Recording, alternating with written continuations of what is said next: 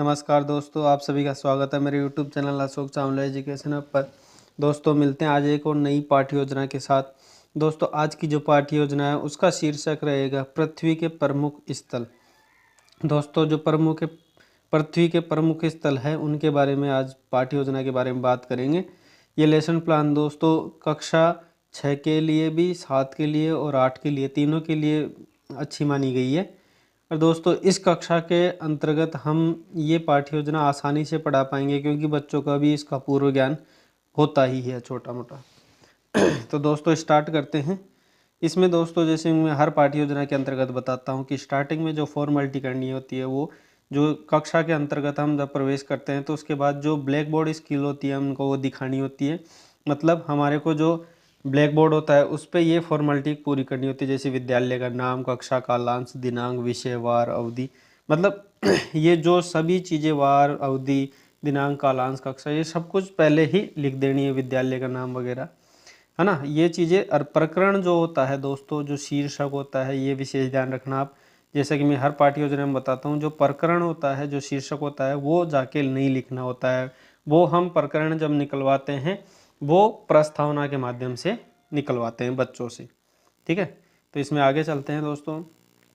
इसमें क्या होता है कि एक ज्ञानात्मक बिंदु होता है जो हर पाठ्य योजना के अंतर्गत जो सेम ही होता है लगभग। इसमें क्या है कि जो टॉपिक चुनना होता है वो अलग होता है। ज्ञानात्मक बिंदु में अपन ज्ञान किस चीज़ का कराते हैं, तो इसमें पर्वत, मैदान व पठार वगैरह के, क्योंकि ये पृथ्वी के स्थल हैं जिसमें पर्वत हो गया, मैदान हो गया, पठार या फिर समतल भूमि जो भी है ना। और उसमें अवबोध करवाना, यानी बच्चे भली बात अच्छे से अवबोध कर सके या समझ सके, वो अवबोधात्मक बिंदु होता है जो यहाँ पे लिखना होता है। और ज्ञान दोस्तों ये जो सारे बिंदु जो मैं बता रहा हूँ ये लिखना अत्यावश्यक है, इसको ब्लैक नहीं कर सकते, इसको भरना ही होता है। ज्ञान उपयोगी में यही कि बच्चा जो भी पढ़ते समय कुछ भी इम्पोर्टेंट चीज़ें होगी उनको मौखिक रूप से या लिखित रूप के माध्यम से अभिव्यक्त करेगा, अपनी बातों को बोलेगा। ठीक है। सहायक सामग्री होता है जो ही सपोर्टिंग होता है, एक टीचर के सपोर्टिंग जो भी चीज़ें होती है वो चीज़ें इनमें लिखनी होती है, जैसे कि श्यामपट, मार्जनी, सुधाखंड, सांकेतिका और चार्ट वगैरह। दोस्तों ये चार्ट इसलिए लिखा गया है क्योंकि ये विशिष्ट सामग्री के रूप में भी हम देख सकते हैं इसको, क्योंकि जब ये लेसन प्रेजेंट करते हैं, जब ये पाठ्य योजना पढ़ाते हैं, तब चार्ट की आवश्यकता होती है ऐसे जो कि भौगोलिक रूप में, जैसे कि इसमें पृथ्वी के स्थल के बारे में बात हो रही है तो पृथ्वी के स्थल दिखाने के लिए हम एक चार्ट बना सकते हैं, जिस चार्ट में हम पृथ्वी के स्थल अलग अलग भागों में 4 डिवाइड में करके दिखा सकते हैं। ठीक है, तो ये चार्ट का प्रयोग किया गया है इसमें सहायक रूप में। और शिक्षण विधि, शिक्षण में जैसे इसमें बता रखा है कि एक तो व्याख्यान विधि का प्रयोग किया गया है और विकास के सब प्रश्नों के माध्यम से, है ना, प्रश्न विधि। और चित्रण में जैसे चार्ट आ गया तो चित्रण विधि का प्रयोग तो होगा ही। ठीक है, इसमें पूर्व ज्ञान वो इस समान है। पूर्व ज्ञान छात्रों का जो पूर्व की जानकारी होती है उससे प्रश्न करके निकलवाया जाता है कि बच्चों में पूर्व ज्ञान कितना है या क्या है। तो इसमें प्रस्तावना में दोस्तों ये यहाँ पे प्रश्नकरण माध्यम, प्रस्तावना बहुत से प्रकारों से की जाती है, लेकिन इसमें प्रकार लिया गया प्रश्न का, यानी प्रश्न माध्यम से प्रस्तावना की गई है। और दोस्तों इसमें जो प्रस्तावना की गई है उसमें पहला प्रश्न रखा गया है कि पृथ्वी पर कितने मंडल हैं। ध्यान रखना दोस्तों, क्वेश्चन ऐसा होना चाहिए जो कि बच्चों के स्तर का हो, क्योंकि पाठ्य योजना तो कई बार हम स्तर की ले लेते हैं लेकिन उसमें क्वेश्चन बहुत मतलब कठिन डाल देते हैं जो बच्चों को क्योंकि अपने को तो क्या है कि शीर्षक निकलवाना होता है। प्रस्तावना का माध्यम ही यही काम आता है कि बच्चों से शीर्षक निकलवा सकें। तो निकलवाने के लिए बच्चों से ईजी से ईजी प्रश्न बनाए ताकि बच्चे आसानी से जवाब दे सके और अपना टॉपिक आसानी से आ जाए, ताकि आगे की हम प्रोसेस कर सकें। तो इसमें पृथ्वी पर कितने मंडल हैं, तो इसमें बताया गया, बच्चों ने आंसर दिए 3। ठीक है, और उसके बाद 3 कौन कौन से हैं, तो बच्चे नाम लेंगे, जल, स्थल और वायुमंडल, 3 मंडल हैं। ठीक है, उसके बाद जल, वायु और दोस्तों ये बात है, इसमें क्रमबद्धता होनी चाहिए प्रस्तावना में।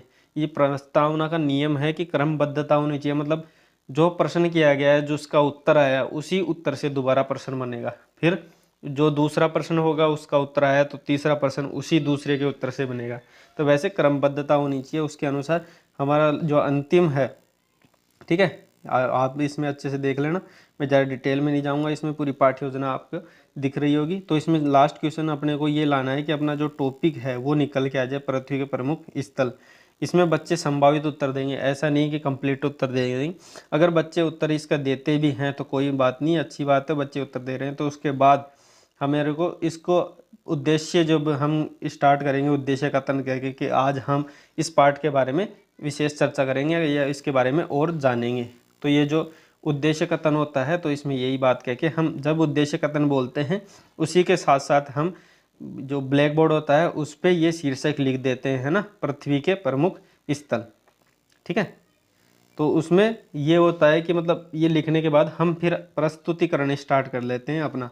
ठीक है, तो प्रस्तुतिकरण में क्या है, क्रियात्मक कार्य होता है जो छात्र अध्यापक द्वारा यानी एक शिक्षक द्वारा किया जाता है। उसमें क्या होता है कि जो विकासात्मक प्रश्न होते हैं ना वो किए जाते हैं कि जो अब पाठ पढ़ लिया, बच्चों का पूर्व ज्ञान हो चुका क्योंकि प्रस्तावना अपनी निकल चुकी है, तो बच्चों का जो प्रस्तावना निकल चुकी है तो उसके बाद जो उस बच्चों में जो ज्ञान था उसका विकास करने के लिए कुछ प्रश्न किए जाते हैं। ठीक है, तो इसमें ये प्रश्न मिनिमम 3 होने चाहिए या ज़्यादा भी हो सकते हैं, 4 भी ले सकते हैं, लेकिन मिनिमम 3 तो होने ही चाहिए। तो इसमें 3 क्वेश्चन रख लिए गए हैं। उसके बाद फिर अपना जो चैप्टर है, जो टॉपिक है, जो हम पढ़ के आए हैं तो वो पढ़ाना होता है, तो उसके बारे में पूरी व्याख्या करनी होती है। ठीक है, तो इसमें पहला जो पॉइंट वाइज लेते हैं तो पहला पर्वत और पृथ्वी के प्रमुख स्थल में पर्वत लिए गए, तो इसमें पर्वतों के बारे में थोड़ा बहुत डिटेल्स दिए। और उसके बाद बोध प्रश्न होते हैं दोस्तों, बोध प्रश्न भी 2 से 3 क्वेश्चन होते हैं, मिनिमम आप 3 रख लेना, बहुत अच्छे हैं। इसमें 3 क्वेश्चन होते हैं, जो 3 क्वेश्चन बोध प्रश्न होते हैं। जो बोध प्रश्न होते हैं तो बच्चों का जो हमने जो ये टॉपिक पढ़ाया, ठीक है, ये जो टॉपिक अभी ऊपर ने हमने व्याख्या की है उस टॉपिक में से ही ये 2-3 क्वेश्चन पूछते हैं कि बच्चों को हमने जो पढ़ाया उसका बोध कितना कर पाए।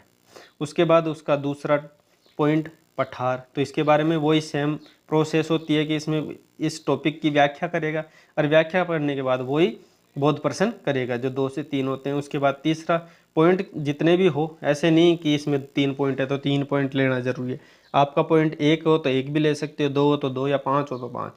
ठीक है, उसमें बस सेम प्रोसेस यही होती है कि उसके बारे में थोड़ा वर्णन करना होता है। वर्णन के बाद बच्चों को बोध प्रश्न के रूप में 2 या 3 क्वेश्चन पूछे जाते हैं कि हमने जो पढ़ा है वो बच्चों को बोध हुआ कि यानी बच्चों को समझ में आया या नहीं, इसके लिए बोध प्रश्न किए जाते हैं।